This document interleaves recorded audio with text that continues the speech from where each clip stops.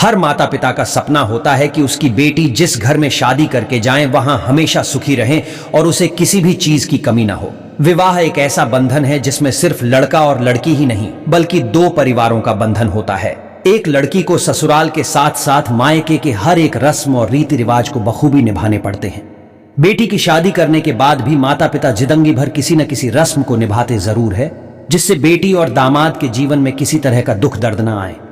कई बार इसी प्यार के चलते ऐसी गलती कर देते हैं जिसके असर लड़की के साथ साथ मायके के लोगों को भी झेलना पड़ता है।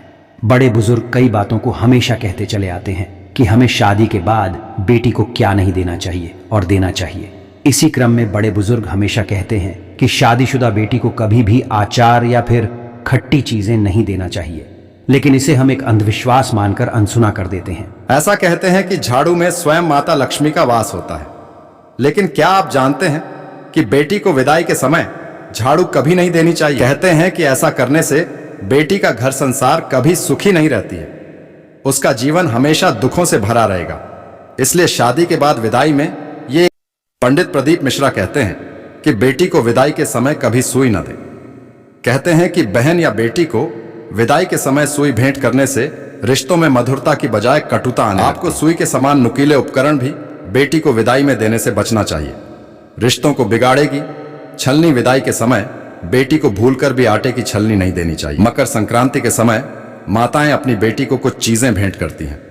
कुछ माताएं इसमें आटे की छलनी भी भेंट कर देती हैं, जो कि सही नहीं है। बेटियों को आटे की छलनी भेंट करने से उनका सुखी जीवन प्रभावित हो सकता है, इसीलिए यह गलती कभी न करें, रिश्तों में खटास डालेगा। आचार पंडित जी कहते हैं कि बेटी को विदाई के वक्त अचार भेंट करने से उसके जीवन में खटास पड़ सकती है। अचार का स्वाद खट्टा होने की वजह से इसे देना उचित नहीं माना जाता है। यदि आप बेटी को अपने हाथों का बना अचार देना ही चाहते हैं तो शादी के बाद उसके घर जाएं और बाजार से सामग्री मंगवाकर अचार बनाएं।